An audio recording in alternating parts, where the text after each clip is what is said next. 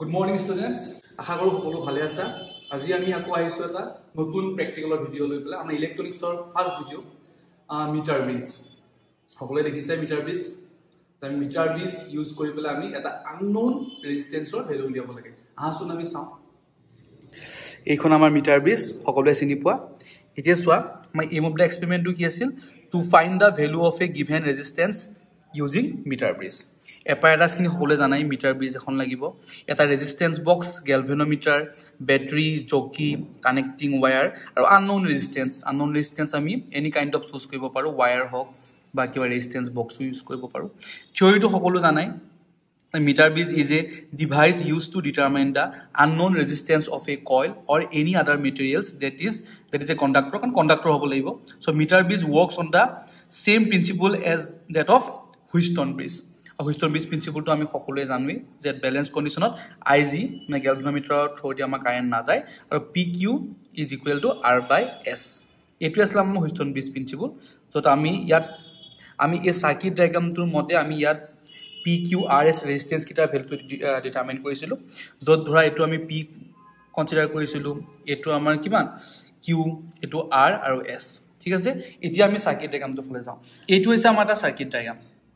এই সাৰ্কিট ডায়াগ্ৰামটো আমি ইয়াত সেটআপ কৰিছো এতিয়া চোৱা এইখন হৈছে আমাৰ এখন মিটাৰ ব্ৰিজ এ লেংথ আছে এইখন আমাৰ মিটাৰ ব্ৰিজ এডাল লিখিছা তোমালোকে 0 ৰ পৰা আৰম্ভ হৈছে এ দুডাল স্কেল আছে এডাল স্কেল 0 ৰ পৰা স্টাৰ্ট হৈ প্লাই তোমাৰ একদম 100 লৈকে আছে আৰু এডাল স্কেল আছে তাৰ তলতে সেম লেংথৰ 0 ৰ পৰা স্টাৰ্ট কৰি 100 লৈকে that means 100 centimetre means 1 metre এই 1 মিটাৰ লেংথৰ এই আননোন ৰেজিস্ট্যান্সৰ ওয়্যাৰৰ কাৰণে আমাৰ কি বুলি জনা যায় মিটাৰ ব্ৰিজ বুলি কোৱা হয় আৰু এই যেডাল ওয়্যাৰ ইউজ কৰো এডাল কিহৰ হয় এলয় হয় এটা চোৱা এই যেডাল আমি ইয়াত তাৰ ইউজ কৰিছো ন যেডালৰ থ্ৰু দি মিটাৰ ব্ৰিজত যেডাল ওয়্যাৰ ইউজ কৰা যায় তাৰডাল এই তাৰডাল আমাৰ কিহৰ হয় এলয় দ্যাট মিন্স আমাৰ নিক্ৰম মেংগানাইন কনস্ট্যান্টেন এইবোৰ হয় কাৰণ এলয় কেতিয়াও টেম্পাৰেচাৰৰ ওপৰত ডিপেন্ড নকৰে যদি টেম্পাৰেচাৰৰ ওপৰত ডিপেন্ড কৰে তেনে আমাৰ প্লেসৰ ৰেসপেক্টত আমাৰ সকলোৰে ভ্যালুবোৰ বেলেগ বেলেগ ওলাব গতিকে এই ইয়াত যিডাল আমাৰ এটা তাৰ ইউজ কৰা গৈছে এই দেখা পাইছা এই তাৰডালে টেম্পাৰেচাৰৰ ওপৰত ডিপেন্ড নকৰে ঠিক আছে এতিয়া আমি সাৰ্কিট ডায়াগ্ৰামটো লগত ইয়াৰ আমি হেইটো চাই লম সোৱা এটো এটা ব্যাটাৰি আছে সো এটা ব্যাটাৰি ইউজ কৰিছো হয় এটা এমিটাৰ ইউজ কৰা হৈছে এটোটা এমিটাৰ আছিল নেক্সট এটো আমাৰ ৰিঅস্টেট কিহৰ কাৰণে ইউজ কৰা যায় ৰিঅস্টেট মিন্স ভেৰিয়েবল ৰেজিস্টৰ ইয়াক ইউজ কৰা যায় যাতে আমি সাৰ্কিটটোত এটা কনস্ট্যান্ট কাৰেন্ট প্ৰভাইড কৰি ৰাখিব পাৰো ঠিক আছে নেক্সট সোৱা আমাৰ এটোটা আছিল আননোন ৰেজিস্টৰ ইয়া ওয়্যাৰ ইউজ কৰে মই এটা ৰেজিস্ট্যান্স সৰু এটা ৰেজিস্ট্যান্স বক্স ইউজ কৰিছো ইয়াৰ ভ্যালুটো আমি আননোন নাজানো ভ্যালুটো কিমান এখানে মই ক্ৰস চিন দিয়া আছে নেক্সট সোৱা এটো যেনেকৈ আমাৰ x2 আছিল ঠিক আছে নেক্সট আমাৰ এটো এটা আছিল গ্যালভানোমিটাৰ পইণ্ট সোৱা এটো পইণ্ট এটো মিড টাৰ্ম পইণ্টটো এই পইণ্টটো ইয়াৰ পৰা আমাৰ ওয়েডাল কোড গৈছে গ্যালভানোমিটাৰত গৈছে ঠিক আছে আৰু গ্যালভানোমিটাৰ ইটো টাৰ্মিনেল আমাৰ সিধা গৈ পেলা আমাৰ জকিত লাগিছে এটো হৈছে আমাৰ জকি মেটালিক এটা পইণ্টাৰ হয় এই পইণ্টাৰটো ইয়াৰ পৰা মুভ কৰিব আমাৰ নাল পইণ্ট ডিফাইন কৰিব কাৰণে ঠিক আছে এই সাৰ্কিটটো আমাৰ এটো জকিৰে হয়তে আমাৰ গ্যালভানোমিটাৰ নাল পইণ্ট এটো আছে আমাৰ ৰেজিস্ট্যান্স বক্স এটো আমাৰ ৰেজিস্ট্যান্স বক্স ইয়াৰ লগতে আমাৰ অ্যাটাচ কৰা আছে ৰেজিস্ট্যান্স বক্সটো দেখিছানে এই গ্যাপত ইয়াৰ যেটো ফাৰ্স্ট গ্যাপত আমাৰ এটা আছে আননোন ৰেজিস্ট্যান্স সেকেন্ড গ্যাপত আছে আমাৰ ৰেজিস্ট্যান্স বক্স সো আমাৰ ফাৰ্স্ট গ্যাপত আছে আননোন ৰেজিস্ট্যান্স আৰু সেকেন্ড গ্যাপত আছে আমাৰ ৰেজিস্ট্যান্স বক্স ঠিক আছে এনেকৈ আমি গোটে সাৰ্কিটটো কমপ্লিট কৰা হৈছে গোটে লেংথখিনি চাই লোৱা এখিনি ইয়াৰ মতে আমাৰ গোটে সাৰ্কিটটো আমাৰ কমপ্লিট হৈ গল ঠিক আছে এতিয়া আমি এটা কিৰ হেল্পত আমি ইয়াক কানেক্ট কৰিব লাগে সো মই কি ইউজ কৰা নাই বাৰু মই ডাইৰেক্টলি ইয়ালৈ কানেক্ট কৰিম চোৱা এই কানেক্ট ইয়াৰ পিছত তোমাকে চাব পাৰিবা এয়া চোৱা আমি কানেক্ট কৰিলো দ্যাট মিন্স আমাৰ সাৰ্কিটতে কাৰেন্ট ফ্লো হৈ আছে হল এডাল ওয়্যাৰ দেখিছা না এটো ওয়্যাৰ আমাৰ ৰিঅস্টেটৰ সৈতে আমি গোটেই কানেকশনটো এটো আছে এতিয়া চোৱা আমি চেক কৰিম এটো আমাৰ কি মেটালিক পইণ্টাৰ চেক কৰিম আমাৰ এটো হৈছে আমাৰ গ্যালভানোমিটাৰ গ্যালভানোমিটাৰ আমাৰ ডিফ্লেকশন দেখাব চোৱা ফাৰ্স্ট মই এটো এন্ডত চেক কৰিম গ্যালভানোমিটাৰ চোৱা তোমালোকৰ ৰাইট ডিফ্লেকশন দেখাব ৰাইট ডিফ্লেকশন দেখাইছে এতিয়া মই এই পইণ্টাৰটো দি মই এই সেকেন্ড এন্ডত টাচ কৰিম চোৱা এটা গ্যালভানোমিটাৰ ডিফ্লেকশন চোৱা তোমালোকে লেফট দেখাই আছে দেখিছানে গ্যালভানোমিটাৰ লেফট ডাইৰেকশন দেখায় দ্যাট মিন্স আমাৰ সাৰ্কিটটোৱে ইকুৱেলি কাম কৰি আছে আমি সদায় সাৰ্কিটটো চেক কৰি লওঁ যে সাৰ্কিটটোৱে কাৰেণ্টটো ইকুৱেলি প্ৰভাইড কৰি আছে নে নাই মানে কাৰেণ্টটো ঠিকই আছে নে নাই এতিয়া আমি ৰাইট সাইডত দেখাও দেখি ৰাইটত ৰিফ্লেকশন দেখালে লেফটত দেখাওতে হি লেফটত ৰিফ্লেকশন দেখালে দ্যাট মিন্স আমাৰ কাৰেণ্টটো দুই সাইডে ইকুৱেলি শো কৰি আছে তাৰপিছত আমি ইয়াতে ক'বাত কো পটেনশিয়াল ড্ৰপ পাম কাৰণ সেই পটেনশিয়াল ড্ৰপৰ পৰা এক সাইডে তোমাৰ ৰাইট ৰিফ্লেকশন দেখাই আছে এক সাইডে লেফট ৰিফ্লেকশন দেখাই আছে ঠিক আছে এতিয়া চোৱা এইটো আমাৰ আননোন বক্স যাৰ আমি ৰেজিস্ট্যান্স নাজানো এতিয়া আমি ৰেজিস্ট্যান্সটো দেখাব লাগে চোৱা এইখিনিলৈকেতো সকলোৱে দেখিলে মই অলৰেডি দেখাইছো নেক্সট পেজটোত চোৱা তোমালোকে এখন আছিল আমাৰ কি অবজাৰভেশ্যন টেবল ইয়াত আমি কি কি দেখাইছিলো চোন ইয়াত আমি দেখাইছিলো ৰেজিস্ট্যান্স ইন গ্যাপ মানে আমাৰ যে গ্যাপ দুটা আছিল যে এটা x আৰু এটা ৰেজিস্ট্যান্স বক্স এই ৰেজিস্ট্যান্স বক্সটোকে মই r হিচাপে ডিনোট কৰিছো এটা আছিল বেলেন্সিং লেংথ l এটো আছিল কিমান 100 - l আৰু এটো আছিল x = 100 - l/l * r এটো মই কি দেখাইছিল মই ইয়াৰ পৰা যে দেখাইছিলো যে এইটো এই ফৰ্মুলাটো আমি ইয়াৰ ভ্যালুখিনি পুট কৰি পেলাই এই ফৰ্মুলাটো উলিয়াই আইছো ঠিক আছে এতিয়া চোৱা আমাৰ লাষ্টত আমি এভাৰেজ উলিয়ালি হৈ যাব হো এতিয়া চোৱা এটো আমাৰ লেংথ আছিল l হল এতিয়া এটো আমাৰ আননোন লেংথ সবে জানা এটো x হ'ব x x x x x minimum এনেকা তুমি অবজাৰভেশন পাঁচটা মান কৰা 1 2 3 4 5 এই পাঁচটা আমাৰ অবজাৰভেশন হল এতিয়া চোৱা আমি লেফটত যেটো আমি ৰেজিস্ট্যান্স লগাইছো হেতু কি হৈছে আমাৰ ৰেজিস্ট্যান্স বক্স এতিয়া আমি চাও ৰেজিস্ট্যান্স বক্সত আমি ৰেজিস্ট্যান্স কিমান অফাৰ কৰি ৰাখিছো এয়া চাবা ৰেজিস্ট্যান্স বক্সত আমি যেটো কি ৰিমুভ কৰো সি একচুয়ালি ৰেজিস্ট্যান্সটো কি হৈ যায় এক্টিভ হৈ যায় এক্টিভ কেনেকৈ হয় মই আপোনাক দেখাই দিছো এক্টিভটো কেনেকৈ হয় একচুয়ালি আমাৰ ৰেজিস্ট্যান্স বক্সত যে এনেকুৱা এটা গ্যাপ থাকে ন গ্যাপটো মিনিটো হৈছে কি এই গ্যাপৰ তলতে আমাৰ এটা ৰেজিস্টৰ এটা কানেক্ট কৰা থাকে আমি ইয়াত যেতিয়া আমি কিটো সোমাই দিও মানে ই কি হৈ যায় শৰ্ট সার্কিট হৈ যায় ये कंडक्टर टाइप हो जाए सो एपिने कारेंट डायरेक्ट फ्लो करे और जेतिया আমি কিটো উঠাই দিও এটা গ্যাপ আহি যায় এই গ্যাপটো কারেন্ট পাস হ'ব নোৱাৰে তেতিয়া কাৰেন্টটো এই ৰেজিস্টৰটোৰ মাজদি ফ্লো কৰে আৰু তেতিয়া কি হ'ব এই ৰেজিস্ট্যান্সে তাৰ ৰেজিস্টিভিটি অফাৰ কৰে আৰু যাৰ কাৰণে কাৰেন্টটো স্লো হৈ যায় সো আমি ইয়াত চাও আমি ৰেজিস্ট্যান্স কিমান অফাৰ কৰি আছো তে ৰেজিস্ট্যান্স অফাৰ কৰি আছো আমি 10 এটো ৰিমুভ কৰা আছে নহয় যদি আমি 10 ৰেজিস্ট্যান্স অফাৰ কৰি আছো ওকে সো আমি ইয়াত লিখিলো ফাৰ্স্ট অবজাৰভেশনত আমি ৰেজিস্ট্যান্স কিমান অফাৰ কৰিছো 10 হল এটা ব্যালেন্সিং লেংথ উলিয়াব লাগে এতিয়া চোৱা ব্যালেন্সিং লেংথ উলিয়াওতে এটা বস্তু মন ৰাখিবা তোমাৰ ইয়াত এটো চাবা তোমাৰ টাৰ্মিনেলৰ ওপৰত ডিপেন্ড কৰিব এই ৰেড কালাৰ ডালে সদায় পজিটিভ বুজায় আৰু আমাৰ ব্ল্যাক কালাৰ ডালে নেগেটিভ বুজায় এতিয়া আমাৰ ৰেড কালাৰ ডাল ইয়াত লাগি আছে দ্যাট মিন্স কি এটো পজিটিভ টাৰ্মিনেল মানে কাৰেন্টটো এনেকে গৈ এনেকে এপেনেদি তোমাৰ কাৰেন্টটো সোমাই এইটো এন্ডদি গৈ পেলাই ইয়াত আহিছে আই কাৰেন্টটো ডিভাইড হৈছে মানে কাৰেন্টটো এটো সাইডৰ পৰা আহি আছে গতিকে আমি যেতিয়া নাল পইণ্ট লম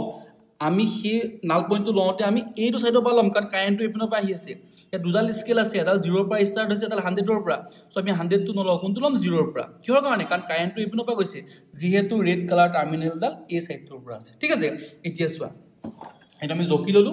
এতিয়া জকিটো লৈ পেলাই মই ডিফ্লেকশনটো চেক কৰিম ঠিক আছে এয়া চোৱা ইয়াত ডিফ্লেকশন লৈ আছো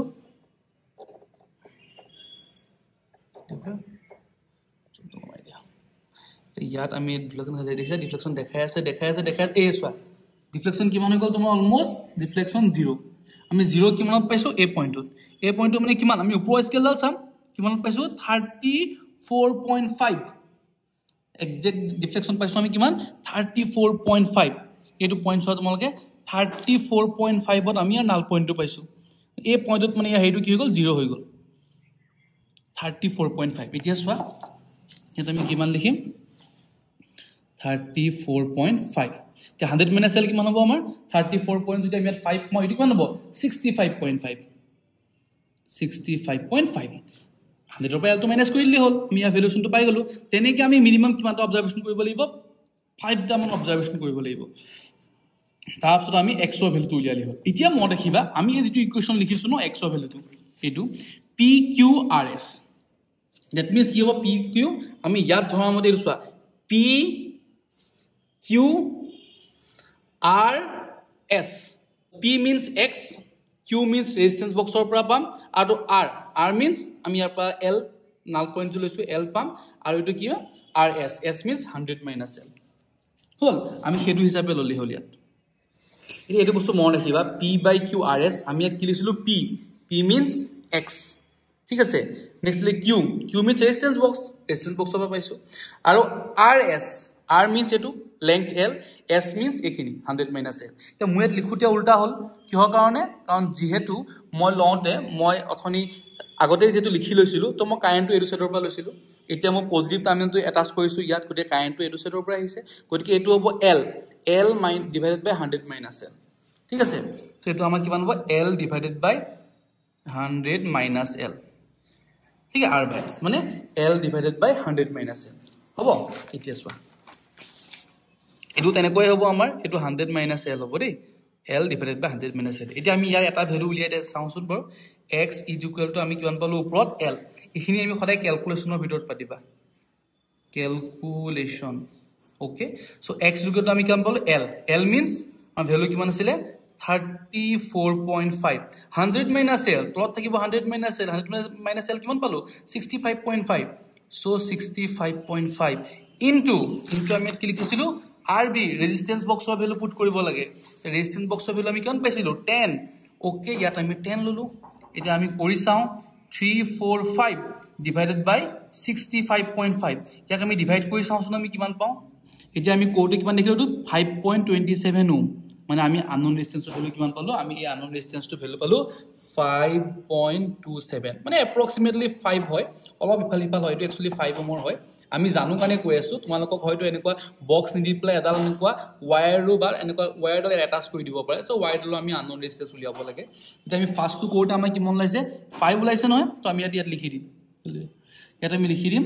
5.27 এনেকে তুমি মিনিমাম 10টা অবজাৰভেশন কৰিবা গতিকে যাতে মই দেখিবা যে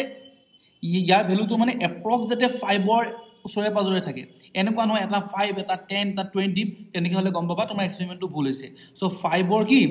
আমাৰ যেটো 5 ওম লাইছে দে 5 আমাৰ যেটো প্ৰিসিশন ভ্যালু মানে আমাৰ ইয়াৰ এপ্ৰক্সিমেশনটা ভ্যালু আন্ডাৰত থাকিব লাগিব এনে নেক্সট টু কেনে কৰিবা বৰ ডাঙৰ কোৱেশ্চন